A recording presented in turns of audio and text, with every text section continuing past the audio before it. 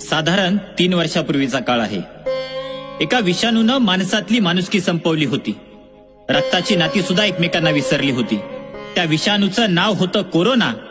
आणि त्याच महामारी जेव्हा पोटची स्वतःची पोरं सुद्धा आई बापाला वाऱ्यावर सोडून देत होती, बाकी तर नात्यांनी मात्र मातीच खाल्ली होती.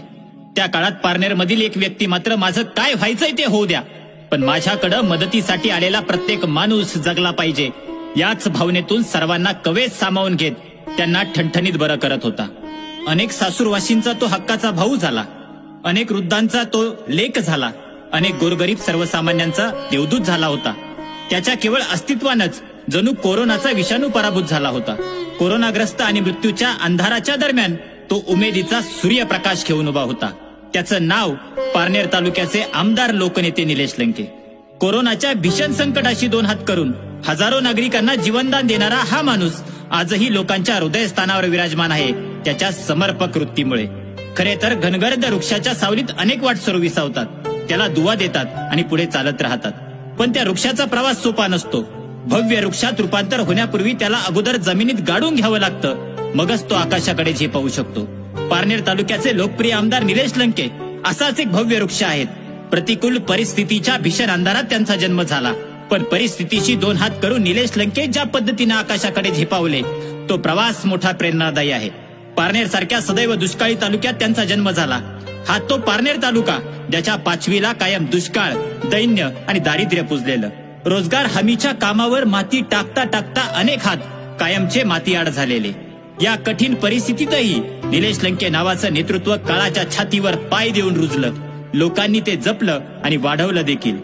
उषा पायथ्याशी खळखळणाऱ्या कुकडी आणि मुळा तरीही कायम तहानलेल्या अशी उभ्या महाराष्ट्राला ओळख असणारा पारनेर, सेनापती बापटांची जन्मभूमी, पाराशा ऋषींची तपोभूमी आणि अण्णा हजारेंची कर्मभूमी असलेल्या तालुक्यातील पाणलोटाचा मूलमंत्र देणाऱ्या पद्मश्री पोपटराव पवार यांच्या मतदारसंघातील मूलभूत प्रश्न देखील वर्षानुवर्षे प्रलंबित. तालुक्याची निर्मिती झाल्यापासून ही तहानलेली धरती वाट पाहत होती एका भगीरथाची, आणि ती प्रतीक्षा संपली 10 मार्च 1980 रोजी. याच दिवशी हंगा या गावी मातोश्री शकुंतला व शिक्षक पिता ज्ञानदेव लंके यांच्या पोटी या अवलियानं जन्म घेतला. या नुकत्याच जन्मलेल्या बाळाचं 5वीला नामकरण करताना कोणाच्याही ध्यानीमनी नसेल की हाच बालक मोठा होऊन पारनेरचे नाव 7 समुद्रापार पोहोचवेल. अगदी लहानपणापासून निलेशरावांनी आपल्या नेतृत्वाची चुणूक दाखवायला सुरुवात केली होती.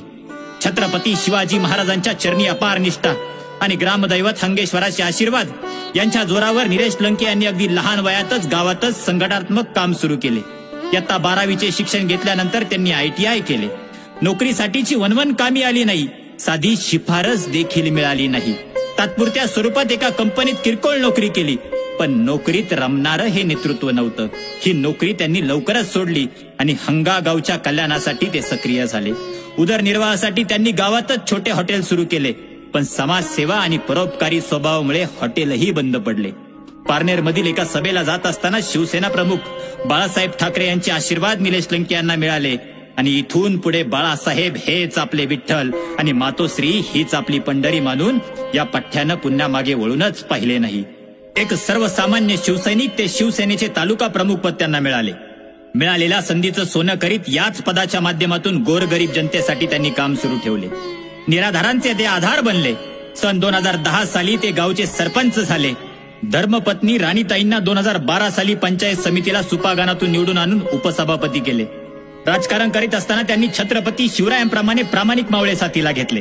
अहोरात्र मेहनत, गोरगरिबांच्या कल्याणाचा ध्यास घेऊन निस्वार्थीपणे आपल्या कामाचा धडाका सुरूच ठेवला.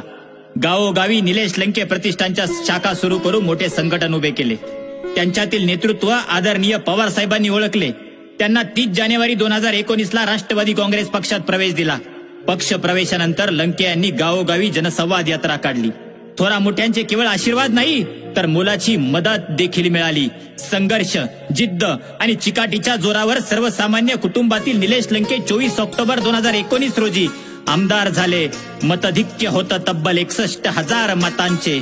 समाजसेवेचे व्रत हाती घेतलेला सर्वसामान्य कुटुंबातील माणूस आमदार झाला होता. पारनेर नगर मतदारसंघाला हक्काचा आमदार मिळाल्याने जनता आनंदली.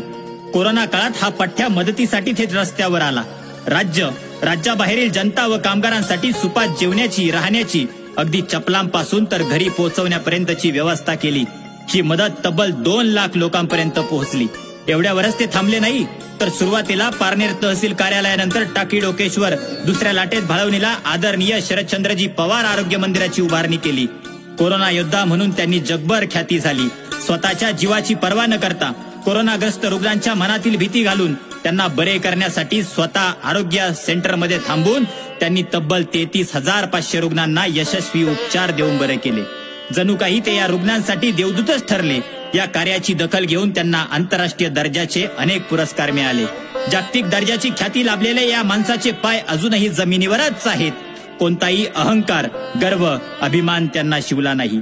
विविध योजनेच्या माध्यमातून त्यांनी पारनेर नगर मतदारसंघात आतापर्यंत जवळपास 1700 कोटी रुपयांचा निधी खेचून आणलाय आणि विकास कामांचा डोंगर उभा केला आहे. नवरात्रीत माता भगिनींना मोहटा देवीचे दर्शन आणि निलेश लंके हे जणू 7 वर्षापासूनचं समीकरणच झालं आहे. मुस्लिम माता भगिनींसाठी खेड शिवापूर दर्गा, तर मुंबई स्थित पारनेरकरांसाठी हा एकविरा मातेचे दर्शनही त्यांनी घडून आणले. मतदारसंघ तसेच मतदारसंघाच्या बाहेरील रुग्णांसाठी राज्यात सर्वाधिक मुख्यमंत्री सहायता मदत निधी खेचून आणण्यातही त्यांचा लौकिक आहे. रात्रभर प्रवास, जेवणाची अवेळ, तरीही सर्वसामान्य जनतेच्या प्रेमापोटी निलेश लंके यांचा जनता दरबार रोज सकाळीच घरी भरतो. प्रत्येक जणाची आपुलकीनं विचारपूस करून त्यांचे प्रश्न मार्गी लावण्यात ते धन्यता मानतात. प्रश्न कोणताही असो, तो सोडवण्याची धमक रक्तातच लागते. वर्षानुवर्ष के रेंचा प्रश्न प्रलंबित होता. या भागातील लोक संदिग्ध मनस्थितीत होते. पण या प्रश्नी स्वतः रणगडाखाली झोपण्याचा इशारा देत आमदार लंके यांनी आदरणीय शरदचंद्र पवार साहेबांच्या मार्गदर्शनाखाली केंद्रीय संरक्षण मंत्री राजनाथ सिंह यांची भेट घेऊन हा प्रश्न सोडवला. परिसरातील नागरिकांना मोठा दिलासा दिला. सामाजिक, आध्यात्मिक, राजकीय क्षेत्रात काम करत असताना आमदार लंके विकास कामातही 4 पावले पुढेच आहेत. मतदारसंघातील रस्ते, जलजीवन, अभ्यासिका, उपजिल्हा रुग्णालय, प्राथमिक आरोग्य केंद्र, कोल्हापूर पद्धतीचे बंधारे, आदिवासी मुला मुलींसाठी शाळा, पारनेरला न्यायालयाची इमारत, अशी कित्येक कामे आज अल्पावधीत त्यांच्या नावावर झाली. कारण असं म्हणतात की एक माणूस एकटाच 100 पावले पुढे गेला तर त्याला विकास आणि प्रगती म्हणत नाही.